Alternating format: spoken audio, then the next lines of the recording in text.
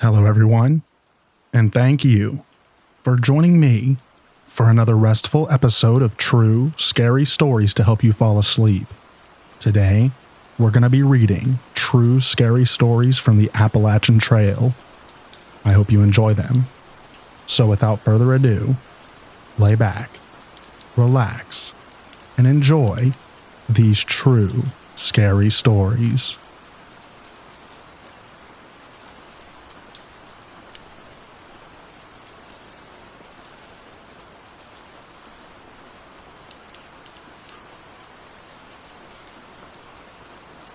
I was hiking along one of the outlier Appalachian trails. I was alone. I always hike with a pistol. I followed a game trail for a spell to climb high in a ridge in hopes to get some pictures from a vantage point when I heard a low, guttural growl from a thicket. I'm familiar with most animal sounds from this area. I don't know what it was, and I've not heard it since. I stopped and peered into the thicket, but couldn't see anything obvious. I drew my weapon and backed out of the trail for about 100 yards, and walked the rest of the trail back to the main hiking trail. I continued on until I came across a man and woman walking with a dog. The dog was fairly aggressive, and evidently gave them fits holding him, so we didn't chat. I moved on another 100 yards and stopped for lunch. I wish I had time to inform them that I heard something, but figured that they wouldn't travel the game trail. As I was eating my lunch, I heard the dog go ballistic in the distance. I quickly grabbed my things and walked back towards the game trail that I followed earlier. I never saw those people again. I checked the papers and researched, but no one was ever reported missing from that area. To this day, I never found out what was growling in the thicket.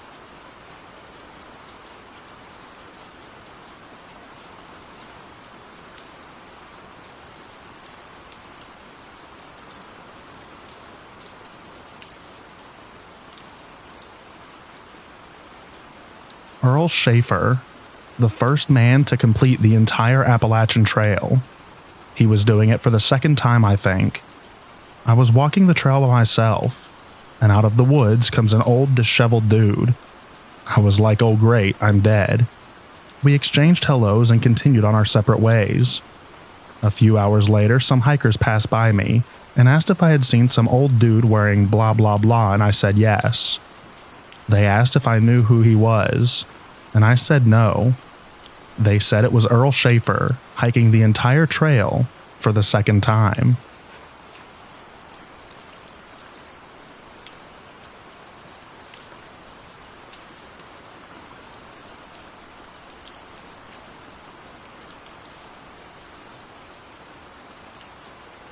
This isn't as crazy as some of the others on here, but my friend had an encounter when we were hiking a 50-mile section of the Appalachian Trail in upstate New York. I was a Boy Scout at the time, so I must have been about 15 or 16, and was with at least a dozen other people. I was up at the front of the group with my friend Tyler, and the trail was approaching a cliffside. All of a sudden, I hear loud rustling in the leaves, a scream from Tyler, and then a loud hissing noise that quickly faded to nothing. Tyler had stepped on what he later described to be a copperhead, and immediately reacted by getting his foot underneath it and punting it off the cliff.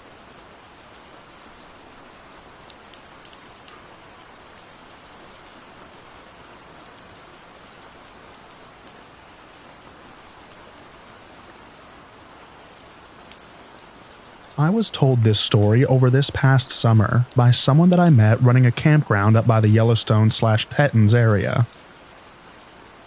It was a privately owned campground located in the greater Yellowstone region. Anyhow, I checked in, met the dude running the spot. He was really laid back and down to earth, and even gave me updated accommodations, glamping instead of my campsite for free. Anyhow, we connected pretty well.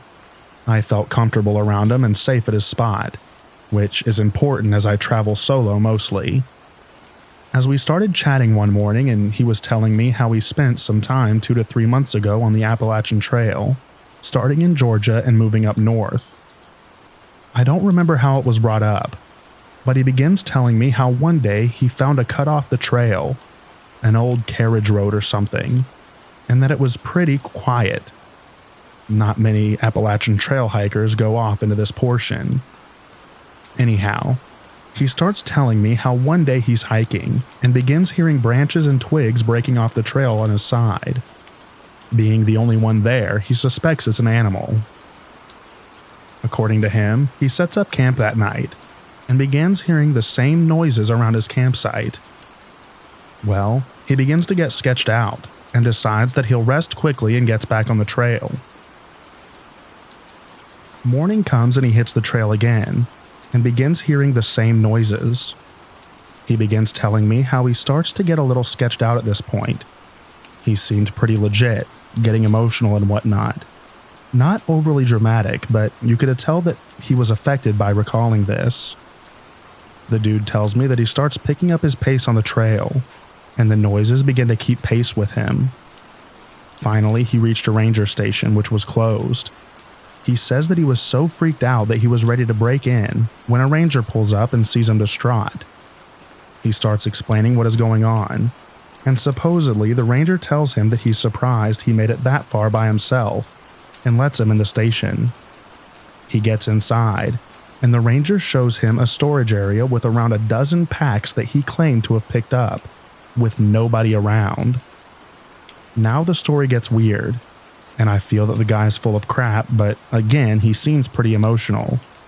He claims that while this station, him and the ranger hear something on the roof, and he starts mimicking the sounds that this creature was making. Pretty much just really strange and obnoxious creature noises. He claims that it was Mothman or an alien. I have no clue what this dude was recalling, or if he was full of crap.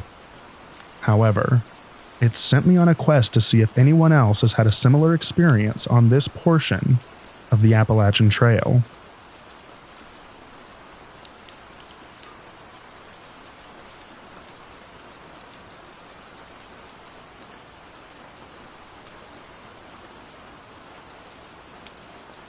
Let me start this by saying that I have lived in the Appalachian Mountains all my life and have experienced a lot of strange things. My family was Irish and settled in West Virginia, but I currently live in the North Carolina portion of these wonderful mountains. That being said, I have learned a lot about what really lurks in these woods, but this was nothing like I had ever experienced before. It all began with my golden retriever Ozzy growling like I had never heard before. He literally never growls, so that had me really uncomfortable, but this growl was bone-chilling. It was like he was getting ready to have a fight for his life or something. I took both him and my other dog out at around 11 p.m., and he would not leave my side. I noticed that my workshop door was open, so I walked down to close and lock it up. The entire time he is glued to my side. Ozzy also kept trying to get in between my legs, still growling, and all of his hair sticking straight up like a feral animal. The second that I closed the door, all hell breaks loose in the woods. It sounded like 50 full-grown men had broken out into a full sprint tearing through the woods. Trees were shaking and branches were falling. In all of my life, I have never been that scared. We got back in the house before I crapped my pants, and I got my pistol/mag light to figure out what the heck was going on out there. When the dog and I got back outside, we were surrounded by what sounded like people mumbling. It was everywhere. I shined the light all over the woods and couldn't see anything, but the sound was coming from all around. It sounded as if you got a full gym of people to baby mumble. You could almost make out words. That's why I don't think it was an animal. I almost immediately felt sick, like I was having a mix between a panic attack and the full swing of the flu. Back inside the house, it sounded like people were walking around all night. The windows were creaking, and you could clearly hear the sound of shoes on gravel. The mumbling never stopped. Every time I got up to check the house, my feet would touch the floor and it would get dead silent. You couldn't hear birds, crickets, frogs, or anything. I was terrified and didn't sleep a wink. The air felt thick and evil all night. And that's the only way that I can explain this feeling. Imagine a soaking wet quilt being tossed over you. That's how I felt.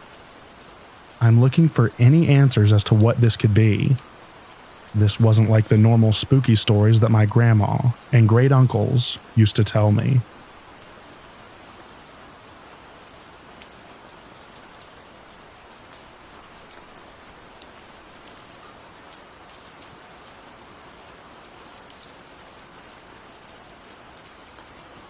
I feel like this scene traumatized me, since I remember it so well whenever I think about fear. The reason this memory scares me till this day is probably because I have yet to discover what animal it was. My closest bet would probably be raccoons, but the uncertainty is what frightens me so much. That day, I decided to push a bit more, and even though I was at a shelter with my trail fam and it was dusk, I just wanted to keep moving and night hike to the closest camping spot ahead. We've been there before. I waited out the momentary rain in the shelter and started hiking moments before it actually got dark. My buddy told me not to drink the water from one of the water sources ahead because apparently there was a factory accident or something contaminated the stream or river. I remember going downhill from that shelter, crossing the stream, and then having to cross a highway that was pretty wide. It had a thickly wooded median strip. At this point, I was ready to pitch my tent anywhere, but the surroundings didn't permit that, so I kept going. I got into a woody section of the trail where everything around my headlamp was pitch dark. The headlamp, by the way, had an issue, most likely because of weak battery. It would dim itself and I would have to reset it. It was enough to see where my next step was going, so I just kept it dim. This is when I encounter a pair of eyes reflecting back at me from the right. Nothing out of the ordinary when night hiking. Could be anything, really. The eyes were medium size, roughly 4 to 5 inches apart and 4 foot off the ground. Right next to them were another pair of eyes, but slightly smaller and shorter. My first thought was actually bear cubs. Because of the way that they acted, it really reminded me of curious cubs, mesmerized behind their mama. I just let them be and focused on moving forward.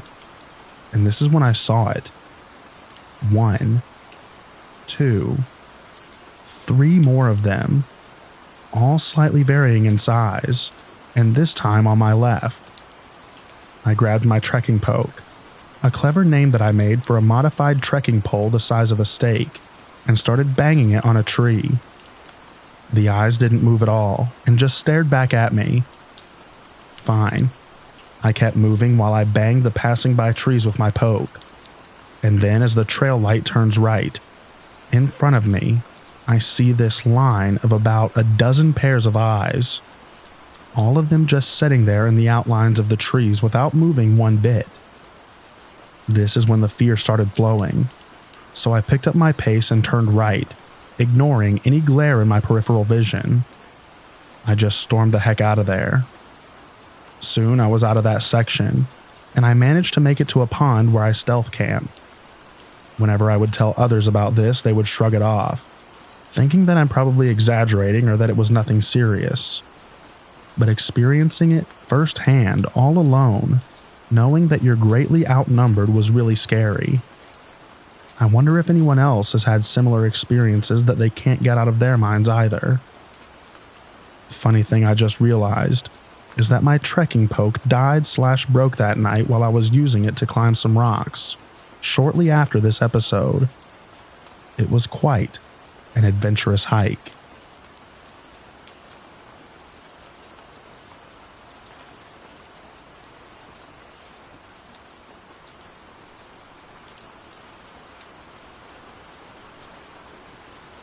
The Man in the Red Raincoat. I was hiking in New York and made it to this awesome deli, the Appalachian Market, in time for dinner. I ate a delicious dinner there while I waited out a rainstorm. The deli was so delicious that I decided that I would stealth camp near the road that night. I would get an early start the next morning, fueled by a New York breakfast sandwich and coffee. I crossed the road and found a flat spot to set up near the pond. But I noticed what looked like a homeless person set up nearby with a hammock and a bunch of stuff everywhere. I decided to keep going and found a flat spot a bit further down the trail. A few hours later, I was woken up by a bright light. There was someone outside my tent with a flashing or headlamp, and they were shining the light all around. I hear footsteps outside my tent. Who would shine their light on someone's tent at midnight? That can't be another thru hiker, can it? Then I hear a man's voice. Hey you. Hey you. Oh crap. Whatever is outside my tent sounds angry and crazy. What do they want? I hold my breath and hope that they think I'm sleeping. The footsteps stop, and the light shines on and around my tent. Hey you, what the heck? The angry voice grumbles incoherently. I start wondering if I should yell and try to scare him away. Should I make a run for it? I have no idea if the crazy man outside my tent has a knife or some sort of weapon. So I sit still, and I hope and pray that he will eventually leave. 5 or 10 minutes later, I hear the footsteps walking away from my tent, and the light disappears. Finally, I can breathe again. The crazy man is gone, but will he return? I fell asleep for a little while, and then suddenly I woke up feeling uneasy. I turn and look out the half-unzipped rainfly of my tent, and notice someone standing outside my tent. Just outside, there is a man with a red raincoat and a gray beard staring at me. He is completely silent, but is staring right at me. I reach to grab my knife, but then I realize I don't have one. I blink and look back for the man, but he's gone. Was that just a dream? The next morning, after very little sleep, I wake up and walk back to the deli.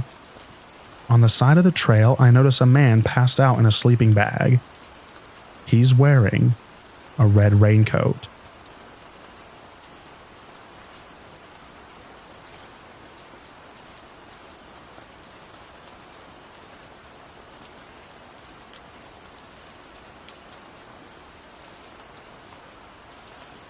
My wife and I were overnighting on a section that I knew very well. There was a rowdy group at the shelter we had planned on using, and we wanted to get up early. So we ended up using an extremely well-maintained collection of tent sites, not far from the shelter, and were pleased with our spot. We waited until after dark, and no one else showed up like we expected. I was having a rough time sleeping. I'd woken up to the noise of the partiers and was just chilling in the tent while my wife slept. I was getting closer to dozing when a very large buck decided to check out our tent with his antlers. He came right through it. There must have already been a tear or a weak spot. I'm pretty sure that he was as shocked as I was that the tent popped and ripped. And I was scared out of my mind because I'd never encountered a deer doing something like that in all of my years on the trail. I froze. He froze. My wife continued to sleep because she sleeps through smoke alarms, so this frozen deer wasn't waking her. In the dark, it took my brain a second to really grasp what was even happening.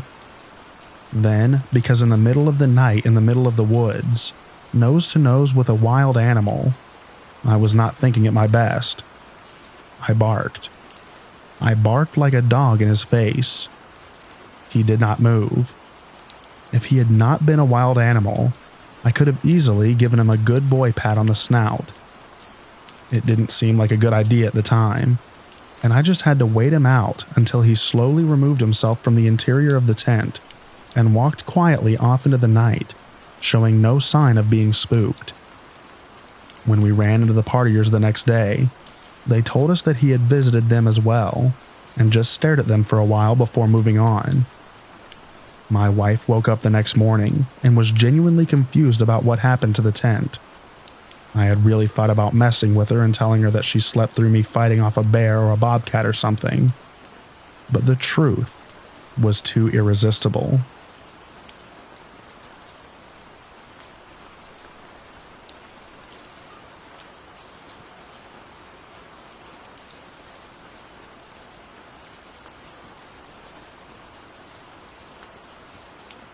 My dad and I were camping next to the Elk River, sharing a tent at the time.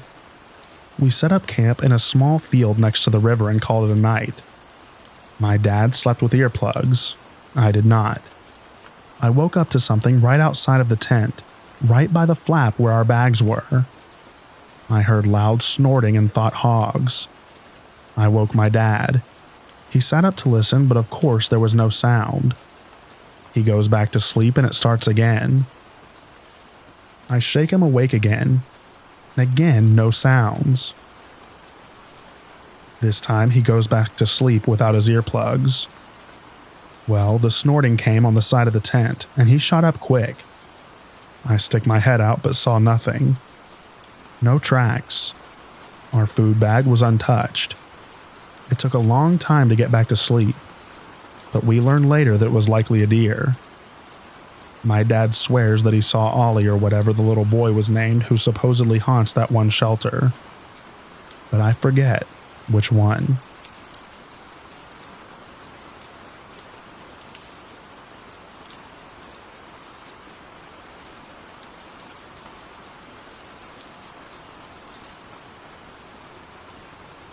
My friend and I were on Breakneck Pond and Harriman fishing. We were in the middle of the lake in a metal boat. It started pouring, so we went onto the tree line at the end of the lake, so lightning didn't mess us up. These kayakers asked us for immediate help after we got on land. My friend said, "That's your problem." But then I said, "I'll help real quick."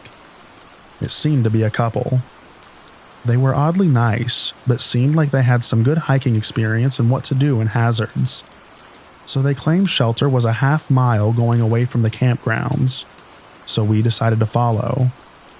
I got a weird feeling as the skinny guy walked behind me, almost like he was going to blindside us with a knife, and his spouse, the woman leading the group. So it then started hailing. Then it got really painful. We were getting destroyed by dime-sized hail balls, coming at a 30-mile-per-hour fall rate. I was really desperate to find shelter. Then I realized that my friend and I were following random strangers in the woods. I knew those campgrounds like the back of my hand, so I finally realized that Camp Group didn't add cabins at the end of the pond. I got my friend and said, "Let's go the other way." They tried to get us to come back, but I refused. My gut feeling could have saved us from getting knifed by two strangers.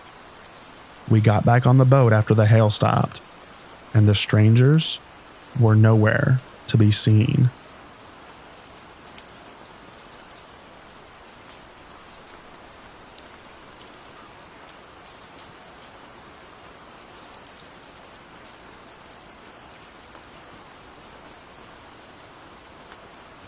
During my through hike, I had planned to get off the trail around Waynesboro, Virginia for a wedding in Shenandoah. I had a friend hike with me for 5 days out of Damascus, which we did 15-mile days. Then I picked up the pace to make it in time. I needed to average about 23 miles per day for something like 12 days to make it.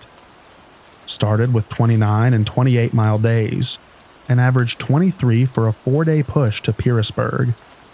Then needed to repeat that to Daleville. But I slowed up and got there a day late. It was shortly after that I found out that the wedding was a day earlier than I had thought. So I was 2 days behind. I decided to get off at Buena Vista instead, which I had not wanted to do since I had stopped in there during a section hike. So cut to Friday, the day before the wedding. I hiked into Glasgow for lunch and had a small resupply to get me through the night. I packed out half the pizza and began the big uphill in the heat of the day. I chugged all of my water by the top of the mountain where I had decided to camp, so I needed to hike on to the next shelter.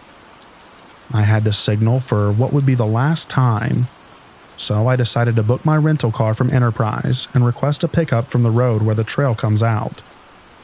Declined. I pick a time when the store is open. Check the hours. They close at noon on Saturdays. Well, crap. I text my girlfriend the situation and began to hike downhill, losing signal. I make it to Punch Bowl and run down with just my bottle and filter for water. Didn't bring my headlamp and it's getting dark quick. I ran back up the trail and got to my pack, took out my headlamp and kept hiking into the night. I only did maybe 3 miles and then had to look for a stealth camp spot to camp. I finally found a small flat spot barely big enough for my tent, right off the trail by like 2 feet. I threw up my tent and wasn't even hungry from dehydration. So I went to hang my food, smelly pizza included, from a tree. But I was looking for a suitable limb for like 10 minutes with no luck. Eventually I said screw it and threw my food onto a tiny branch about 8 feet off the ground, in the tree right across the trail from my tent, maybe 10 feet out my front door. I go to sleep and wake up at 4 a.m. to large footsteps behind my tent. Probably not human because it was coming from the woods, not the trail. I shuffled my sleeping pad to scare it off. It just froze for a second, then kept wandering closer. All the deer I had seen were super skittish, and this creature was not, so I assumed that it was a bear. I make as much noise as possible, and it detours a wide berth around my side of the tent, so I play some music from my phone while packing up loudly. Music ends and I hear nothing. I peeked out. Nothing. I pack up my tent while singing loudly, grab my food bag and hike off the trail. Never ended up eating that pizza either.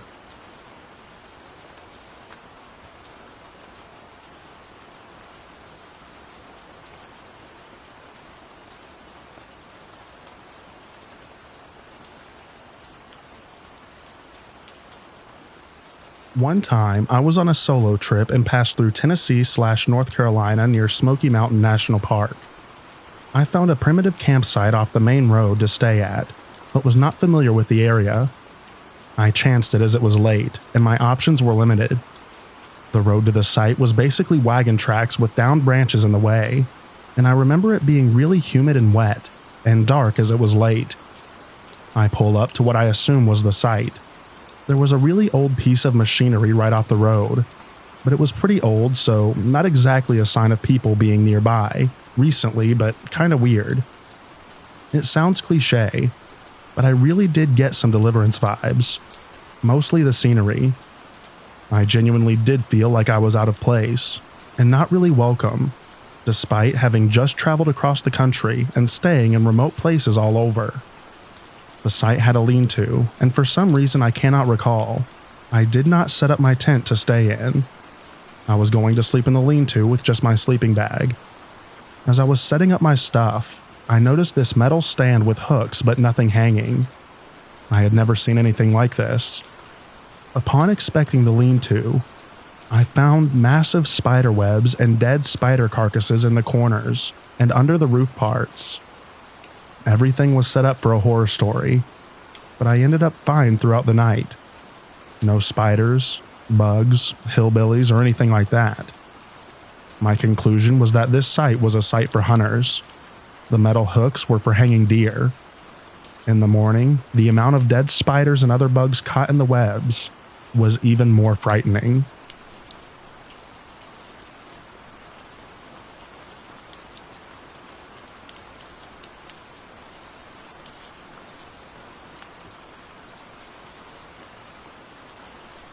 I lived in Kingsport, Tennessee in middle school.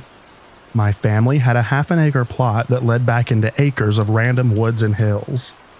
There were cabins, dirt roads, and even churches back there that were not on any map. Some were abandoned, but many had people living in them full-time. My siblings and I would go exploring, and my brother accidentally stumbled on either a moonshine or meth cabin once. He thought that it was abandoned and went to check it out, but someone heard his footsteps, and suddenly he heard a bunch of people scattering around inside, and someone telling everyone he'd go check to see what was outside. My brother ran back into the woods and didn't stop running. We stopped going back there after that. Before that incident, we'd find makeshift tents made out of branches that hadn't been there before. Around the tents would be weird extinguished campfires, and weird crap hung in the trees, like a string full of cans and bottles just hanging around like wind chimes. Even twig wreaths and figures like something straight out of the Blair Witch Project. All the other people in the area knew of this and said nothing. You keep your mouth shut about anything you've seen or heard in the woods, because you never know who knows, or is someone who does something secret out in the mountains. If you did happen to see something, no. That was just an animal or even a cryptid of some sort. It wasn't a person.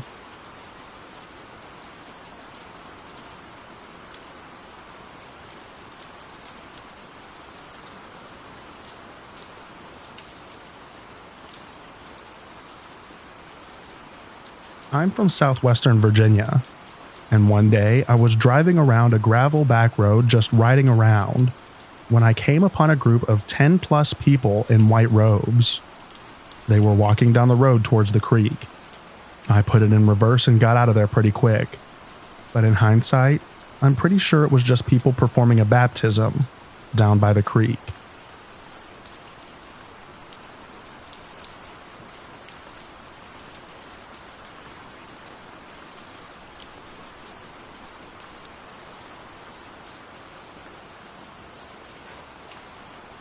I'll make a shorter story from a longer one involving sensitive auras. But once I was with a girl on Big Frog Mountain at dusk, miles away from anyone. We decided to walk up a trail when right behind the car, I stepped in a mud puddle with odd-looking light brownish water. I pointed the unusual collar to her when we started walking.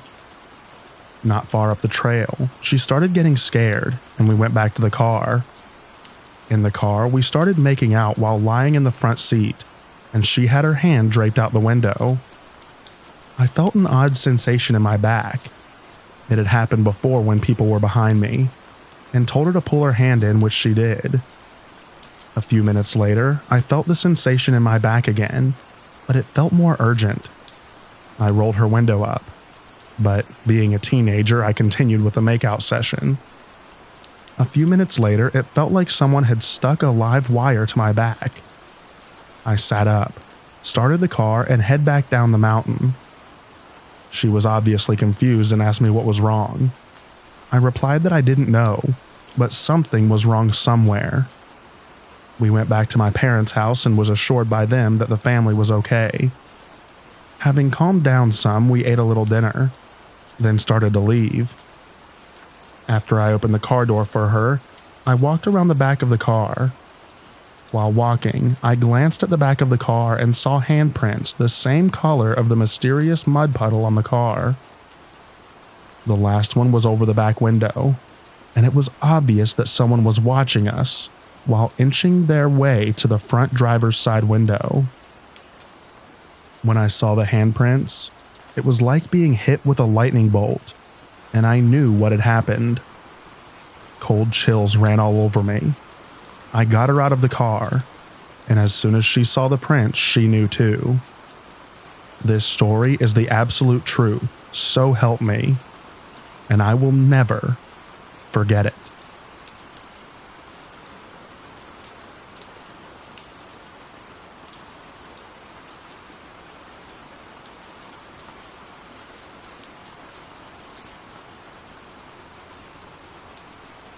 In 2007, I was a designated driver, stone cold sober for my boyfriend and friends.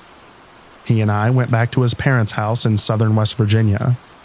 His parents were out of town, and he was drunk, so I got him put to bed and went out to back to have a smoke.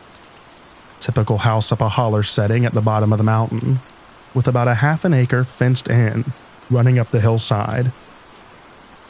I didn't turn a light on, and it was typical Appalachia dark. Sat down on the porch swing, lit up, and all of the sudden hear what sounds like a woman being absolutely bloody murdered about 100 feet away from me. I threw my cigarette and got in the house quick, turned on the porch light / floodlight, and saw what can only be described as a huge black panther running back and forth inside the fence, absolutely screaming and screeching its head off. because I guess it thought it was trapped in the fence once it jumped in. I watched it until I figured it out, and jumped back over the fence and ran up the mountain. I think only one person has ever truly believed me.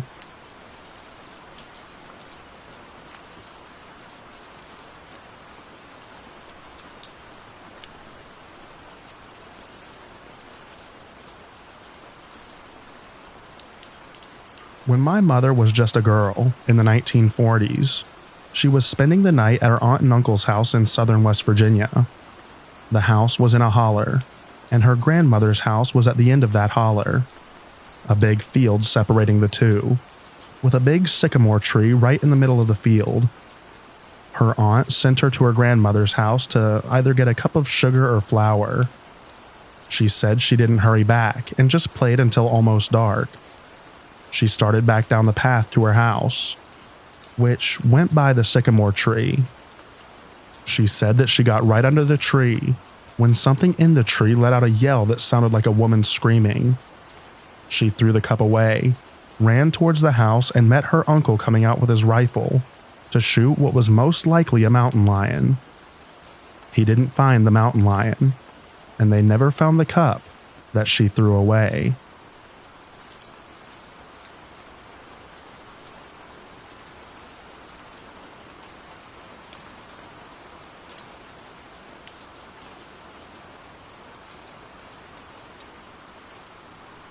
I grew up in Big Canoe, Georgia. My sister and I had to ride our bikes a couple of miles, mostly downhill, to the Jeep Trail to get to the swim club each day in the summer. Over the years, we had many bear encounters. Black bears are shy but quite intimidating, when the only thing between you and them is a huffy bike. One particular day, as we walked our bikes up one of the few hills that we had to cross, we were very aware of how slow and quiet footsteps in the woods. To this day, I am convinced that it was a mountain lion or a cougar following us. We never saw it, but some of the sounds that it made sent chills down our spines. The forest got so quiet at one point, even the birds went silent. We made it to the top of the hill and pedaled as hard as we could to the safety of the clubhouse. We were so freaked out about it that we skipped the pool for the rest of the week that summer.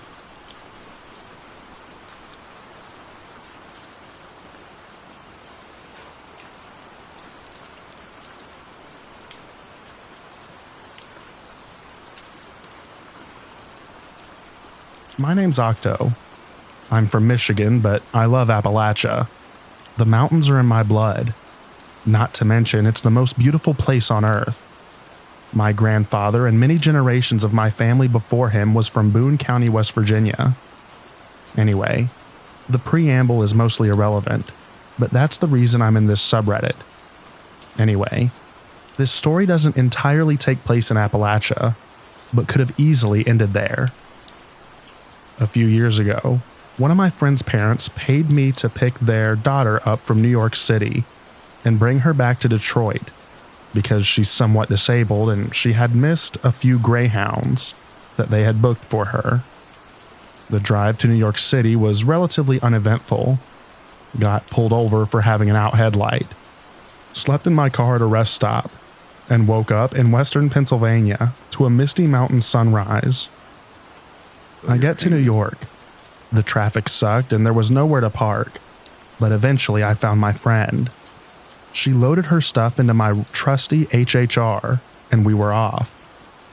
Pretty much everything was going all right until we decided we should stop and rest. Again, in the mountains of western Pennsylvania. Initially, we chose a Walmart parking lot so we could get food, have access to a bathroom, and so that if something did happen to us, there would be cameras. But there were a few shady cars that seemed to take interest in us, so we decided to push west and sleep at a rest stop instead. We tried that. When we got there, we had some snacks and just BS till dark, so we could easily and safely go to sleep. But then I noticed something. There was a car sitting in the parking lot of the rest stop that looked eerily similar to one of those shady cars we had seen earlier. A newer Jeep SUV. white. I debated for a few minutes whether we should worry about it, since there were probably tons of people who drive those before deciding to keep pushing west. Exhausted, barely able to drive, potentially paranoid but motivated to find somewhere safe to sleep. Eventually, we found another Walmart and parked somewhere distant from the door, but not so distant that we were invisible.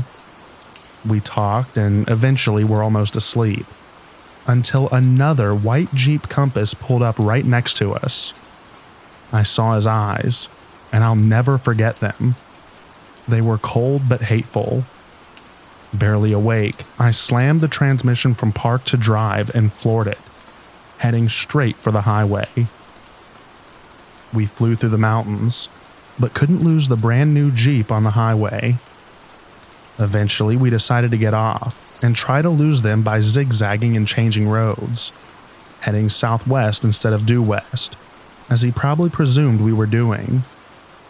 After daybreak, we found ourselves in a small town with a busy Wendy's or McDonald's or something, where we finally got some sleep.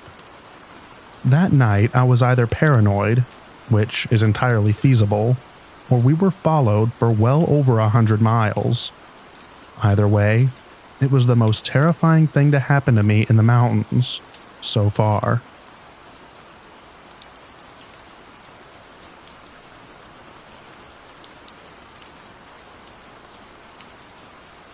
I was living in a moderately remote, about a mile out of town up an isolated road, area of West North Carolina, Andrews, North Carolina specifically, back in about 2002. My brother and I, at the time, thought each other were sleeping, and only consolidated our experiences the next day. We're sharing a room in a wood cabin nestled only about 10 feet from the mountainside.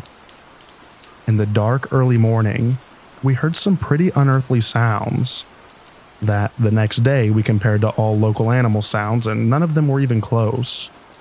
They honestly sounded closer to Jurassic Park fake mechanical or modified whale or dolphin sounds than anything biological that I've ever heard before or since. And we heard heavy walking on our roof that then dropped onto the front of the porch, then back to the roof before going away. The next day, we saw footprints in the snow that were, as best as I can explain, most like kangaroo footprints. Way too big to be rabbits, but there aren't any kangaroos in North Carolina. We followed the tracks, and they dead-ended in the middle of our yard, at least 6 feet from the tree line, with snow scuff behind them, like the kind of stuff you see when someone jumps from a point. But again, there was nowhere nearby to jump to within any reasonable distance to any bipedal animal or even a human. It was just like it took off directly up.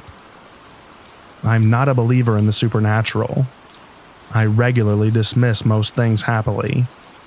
I don't even believe in religion, etc. But this is one thing that I just can't, despite my best efforts, explain. And I've tried repeatedly since it happened.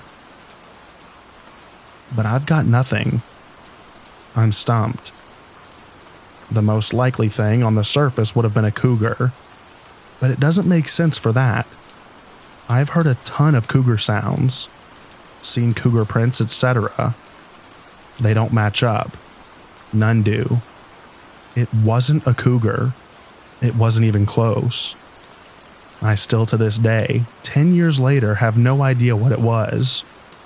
And to this day, I'm honestly still a tiny bit freaked out to stay at my mom's house, though thankfully I've never run across anything like that since.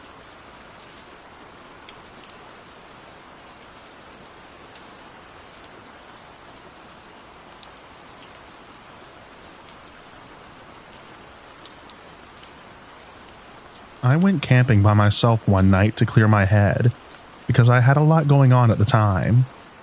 Summer was almost over, so I was trying to enjoy it while I can. I wasn't able to sleep because I felt like someone or something was around. I have one picture from that night. I'll have to see if I can find it. but all you saw is 2 red dots about 3 foot off the ground. After that, I refused to leave my hammock. At about 3 a.m., I started to hear something moving around. I know how animals sound walking. I'm pretty big into nature. But whatever this creature was, it was up on 2 feet walking about 6 foot away from me. As I was curled up in my hammock, not even attempting to look out, I finally managed to go to sleep.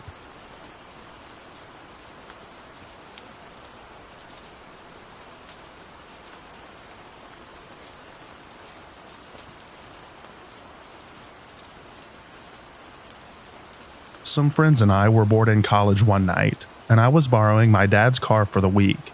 So we decided to drive over Fonday Mountain in southeastern Kentucky because none of us had been down that road before. It was about 3 a.m. when we finally got to the top and started coming down the other side. At first, we saw what looked like a large cat about the size of a mountain lion, but it was running through the woods on 2 feet. We drove as fast as we could to get to the next town, which was Clairfield, Tennessee. When you get into the town, there's a street light on either side of the street at city limit sign. The lights looked like they were floating back and forth across the road, switching places. As we drove through the town, we saw 2 men putting what looked like a body bag into the back of a van.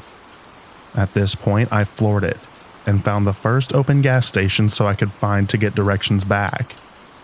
I still have no idea what we saw or why. We were stone sober, and while it was late, we frequently stayed up that late, so I doubt that it was sleep deprivation.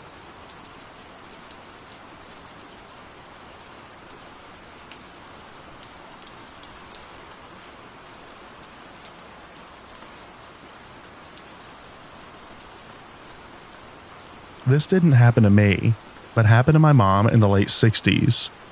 My mother grew up in New Hampshire, but was born in Virginia. One year when she was about 4, she was getting dressed in her snow clothes to go outside. She had a younger brother at this point and he was 3. My grandmother, her mom, would dress her and then go and dress her brother, and by the time she got back, my mom would have taken off all of her snow clothes. So to fix this, she dressed my mom and stuck her outside with the dog right after. My mom just wandered off into the forest. They lived pretty much in the middle of nowhere at this point. The dog went with her, and then she was missing for 2 days. The dog returned home. They thought she was dead. And then they found her a couple of miles away, sitting at the bottom of a hill, covered in dirt and just playing in the snow. She doesn't remember what happened, but I guess she was just missing and then found. Even though there were tons of search efforts, the 2 days she was missing. And like dogs and everything. And she was also missing a lot of her snow clothes, which were never found. It always gives me chills whenever she or my grandmother talk about it.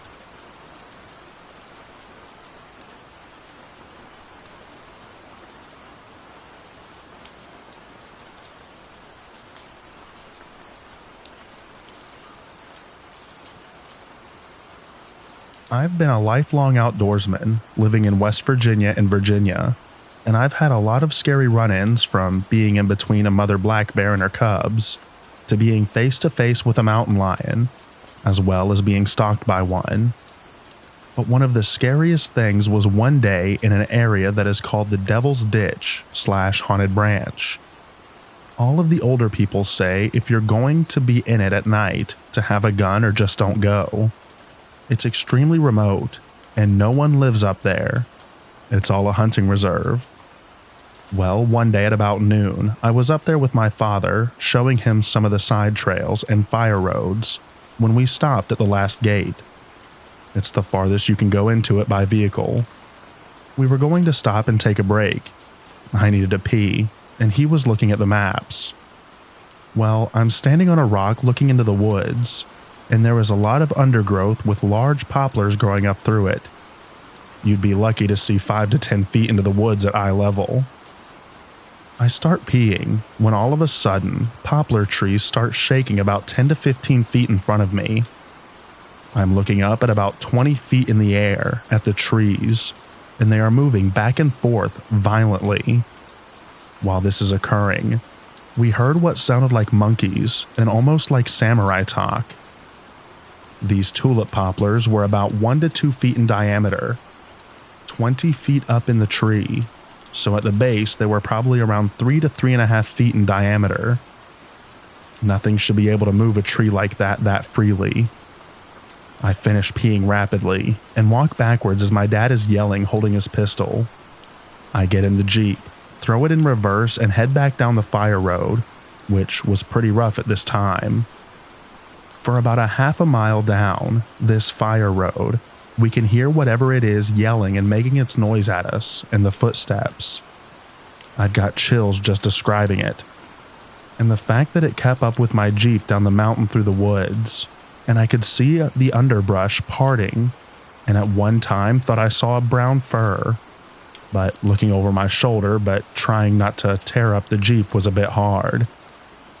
I fish in this area. Target shoot up there with buddies and hunt, and we've heard things that sound like monkeys as it gets closer to dark.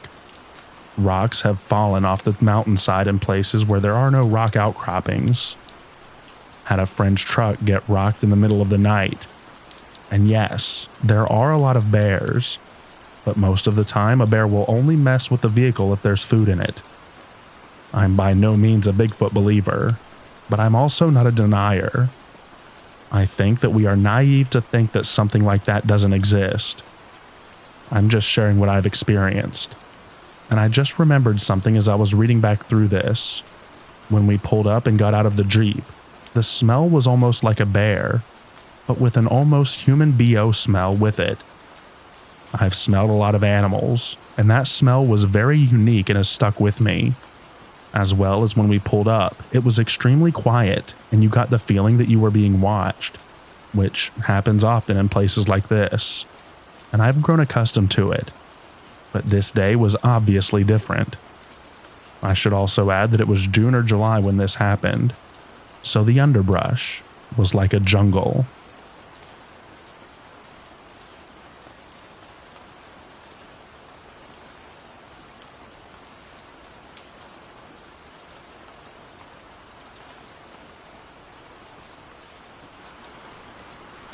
Growing up in Cookeville, Tennessee, we had Crazy George's Bridge and Booger Swamp. Crazy George's Bridge goes over a railroad track where a railroad worker was supposedly decapitated by a train. He wanders the tracks with a lantern, looking for his head, and if you stop your car on the bridge at night, it won't start back up again. In the 80s, it was also rumored that Satanists used the bridge for rituals, and for decades teenagers have tested the theories with late-night visits. Booger Swamp was a wooded area where a witch supposedly lived, and if your animals went missing, it was said that she had called them to her lair to use for spells and potions. There's also a witch's cemetery with strange pyramid-shaped tombs.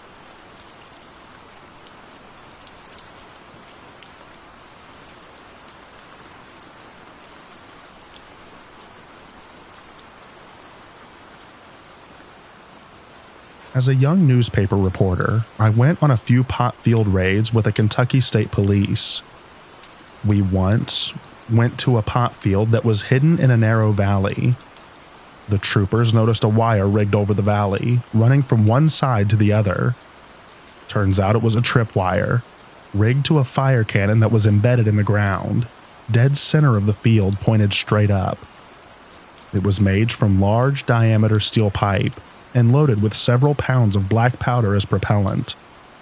The cops estimated that it was packed with about 50 pounds of scrap metal, including chains, bolts, nails, old brake pads, and all manners of stuff.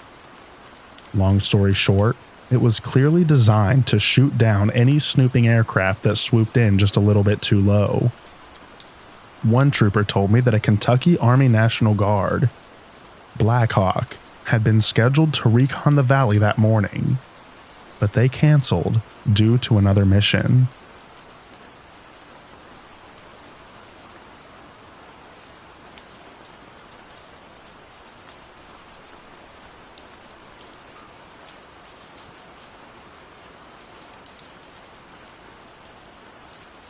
This tale was told to us by our grandfather. It was winter in the lumbering camp. Remember when chestnuts were timbered? It was late one night, and a knock came at their cabin door. Opening the cabin door, they found an old woman who pointed at one of the men and said, "You are needed at home," and then vanished. No footprints in the snow. No signs of the woman. The man she told to go home did. His mother had died. No one ever knew the identity of the witch woman.